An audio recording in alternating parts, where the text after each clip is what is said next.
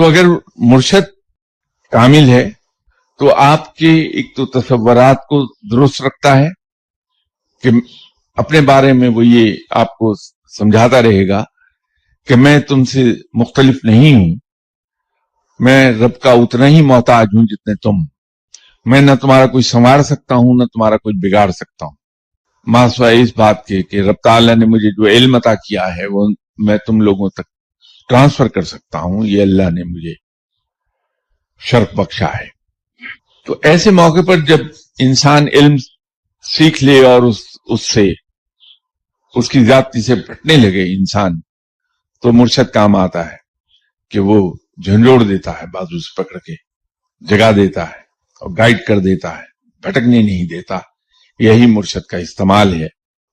مرشد کا استعمال یہ نہیں ہے کہ اس کے سامنے جا کے ہم روتے رہیں کہ میری یہ دنیاوی مشکل اور میری یہ دنیاوی کام پھنس گیا ہے، میں یہ بے ایمانی کرنا چاہتا ہوں، یا مرشد آپ اللہ سے دعا کریں اللہ مجھے اس میں کامیاب کر دے۔ میں رشوت دے آیا ایک آدمی کو، دعا کیجیے گا وہ رشوت لے کے اب میرا کام کر دے۔ تو یہ مرشد کا غلط استعمال ہے۔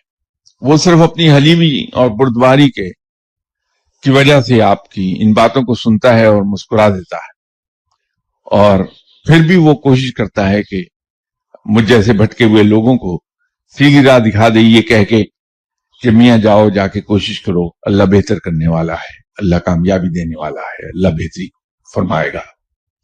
وہ پھر بھی آپ کو دھکیلتا ہے یہ جملے کہہ کے اللہ کی طرف کہ اللہ کے بتائے ہوئے راستے پہ چلے جاؤ۔